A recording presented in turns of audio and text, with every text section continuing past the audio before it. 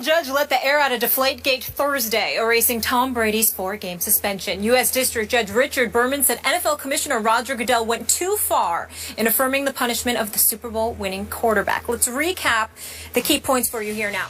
The court found that Brady had no notice that he could be suspended for general awareness of ball deflation by others and non-cooperation with the investigation. They also found that the steroid policy is not fair comparison for discipline. The court found Brady's awareness of possible ball deflation not a fair basis for discipline. Those are just a few of the points that we wanted to share with you guys. Our NFL analyst and friend of the show, Mark Schlereth, is here now. Thanks for stopping by with us. We appreciate it. What's good to see you, partner. Yeah. He's looking all right. Almost blinded you? You like the jacket? Yes. Great. You know what? True. Can I tell you something? Yeah. When I'm pulling, you better get movement, or I will hit you in the eye socket and break it. The play was called 16 power. Me and the tackle was double teaming the end. I was blocking down, and somebody came around pulling. His fist went through my face mask. I was flying too. Had my eyes closed. I was just going to hit something. And he broke my eye socket. Orbital socket. Oh. Yep. Out for the season. Fist? Yes. And how hard I am. That was the last time. That was in 1995. That was the last time he actually pulled in the game. Well, that is true. You know what? They just said, listen, yeah, that guy, like, he can go this way, and he's pretty good at it. But pulling, we're not going to do that anymore. Was there any bad blood there? No. It was a freak accident. He was just running, and even though I played tight end, I kept my receiver's face mask. So I had a wide face mask, and it just went right through. And Alex Gibbs, our offensive line coach, called him numb something. Yeah. Your job is to hurt them, not our guys. Yeah.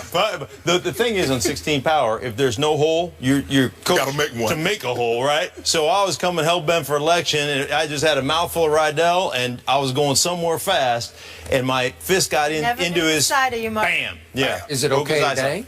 Well, you had to have surgery, right? I got 2 titanium plates in there, so I'm okay. Mark! Thanks a lot. You write an apology note? Can I tell you something? What? Fist like steel. Oh. I know. Okay. All right, back to business. Speaking of fights, Tom Brady just won.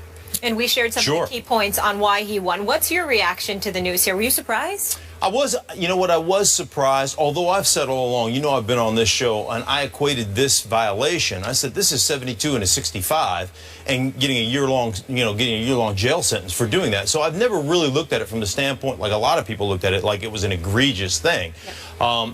You know, so for me, I always thought the 4-game suspension was ridiculous anyhow. I mean, pay a fine and move forward. Not like breaking an eye socket. Right, exactly. And I think the thing that I have kind of continued to look at is, you know, this is a situation in the National Football League where rules get circumvented all the time. You know, guys are always looking for a way to find an advantage. Do I think the organization, you know, do I think they did something? Do I think there's some culpability there? Yeah, I understand that part. But I look at kind of the unfairness of the way Tom Brady was treated, and I see something to it. You know, it's really funny. They don't want frontier justice from players taken out in the game, right? They don't want to have that. They don't want to have, like, you know, you hit me somewhere and I'm gonna get you. I'm gonna get you back. They want to take that out of the game. It's about a safety issue. We don't want frontier justice in our game, and yet the commissioner continues to dole out punishment in this frontier justice style. Like, I'm just gonna arbitrarily throw 4-game suspension your way. I'm gonna get you with a 2-game suspension. I'm gonna get you with a 10-game suspension. Whatever the case may be, and there's no precedent set to do those things. So I understand where the judge, where I'm surprised by it, but I understand the reasoning based on the stuff that I have read from his decision. And my thing is, Mark, the only problem that I've always had with the commissioner is that I said this before. If the police issue me a citation, I shouldn't have to go to the chief of police to have him hear my argument against this citation. Right. I should have to go. I get to go to court. I get to argue my case before a judge or a jury. And if they decide I was wrong, I can live with that. I don't have a problem if an independent arbitrator says, okay, Mr. Sharp, you ran afoul with the league, here's 6 games. Commissioner says, well, I think he deserves a little more, or he deserves less. Maybe I can deal with that. But for Skip to give me the punishment, and then I got to go back to Skip to say, Skip, come on, man, I think I don't deserve 7 games, maybe 1 or maybe a fine. Nope. I gave the punishment out, and this is what's going to stick. I never thought that was fair. But with that being said, the powers that were bestowed upon him by 32 owners unanimously, 31 of 32 teams, other than the Steelers, commissioner has these powers. But the judge says, you were so egregious. That's what I can't get can't get out of my head. I understand you have these dictatorship-like powers, but you are so egregious in using them. Right. I have no choice. Right. Now, but you know what you've done now? Every player that disagrees with the system, the fine or the suspension, they're going to court, Stink. Right. They're going to court. If there's no more, the commissioner suspended me for 4 games, I'm going to deal with it, Skip. Nope. That's not happening. And the union, no matter how big or how small, everybody's going to want the same kind of service that you gave Tom Brady. And anything less would be a disservice to the other union members. So if we go to court, if I disagree with what the commissioner has doled out to me, let's take it to court. And I guess what? And I want Jeffrey Kessler.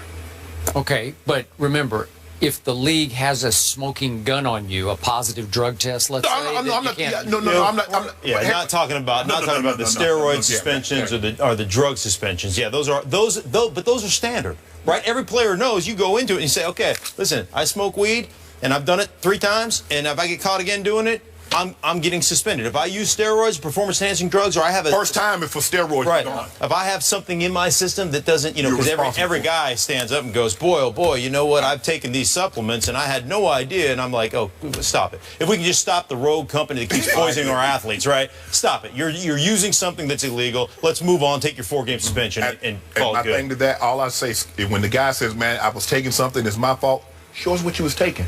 All you got to do is bring it out there on national television and say, well, this is what I took. But nobody wants to bring that syringe out there. No. So remember, this judge was supposed to focus upon the process, not the merits of the case, though the merits kept coming out as he tried to explore the process. And the merits seemed to swing wildly in favor of Tom Brady's case. So he kept saying no notice. Every bullet point I read here in his ruling is no notice. Brady had no notice of this, no notice of this, no notice he was going to get the 4-game equivalent of a PED suspension. But in the end, big picture, I still step away from this and say this was an enormous blow to the quote-unquote absolute power of this commissioner, wielded by this commissioner. And my favorite line in the ruling sent down by Judge Berman is that Commissioner Goodell may be said to have dispensed his own brand of industrial justice. You called it, what was yours, Wild West justice or frontier justice? Yeah. Right. Okay, but I love this. He dispensed his own brand of industrial justice. Right. This judge was offended by his industrial justice that he wielded upon Tom Brady with no direct evidence, no smoking gun. Well, the thing that was interesting to me was, it's a discovery process. So you're going into an appeal, and they have all this testimony against you. And you've asked for, from a discovery standpoint, can we look at those records? And the commissioner said, no, you can't look at what we have. And then you're going into an arbitration case with the commissioner without looking at all the evidence that they have, because they won't turn it over to you to let you investigate it. And that's what the judge said, is like, that's a complete violation. That's not how we do business here. But this will only be a substantial blow to his power if it goes to the appellate court and Brady wins again. Because if he loses, he's all powerful again. Okay, but you said earlier that you thought this was such an early blow that it would resonate. I would, but see, this is not, I'm just saying me. I would just leave it alone. But he can't. Right. He's too far. He's too far in now. They're too deep into it. And it just, for me, it goes, if you're the NFL, you have had so much bad publicity over the last year and a half, over the last 18 months. I mean, 18 months has been... we talk about protecting the shield. That shield has been tarnished based on the decisions that you have made. I mean, you brought it down upon yourself. And if these league owners, all 32 of them, actually looked at it and said, you know what? It can't be judge, jury, and executioner. There needs to be a system of checks and balances. and we need to take that authority away from our commissioner and put it in the hands of an independent arbitrator because it's just good business for us. I mean, the bottom line, every business, you know what falls every big business? It's death by 1,000 paper cuts. And the NFL right now, with the concussion issues and with these issues and all these things, it's a paper cut here, a paper cut here, a paper cut here, and eventually, guess what? Everything starts to crumble from within. The only way the commissioner really starts to lose some of his powers, he's going to need the big six. The Morrows, the Rooneys, Jerry Jones, Richardson in Carolina. When the big guns come out, right now we can say all this we want to. When the big guns come out, then he'll heed. Shannon, save that because we're going to discuss that coming up here. The Super Bowl champs are staying put. And Skip, obviously, you've been around this league for a really long time, and we want to focus in on Roger Goodell. Brady, obviously, off the hook. But how does this affect Goodell and the NFL specifically? We will get into that further next. The Big Six. Yes.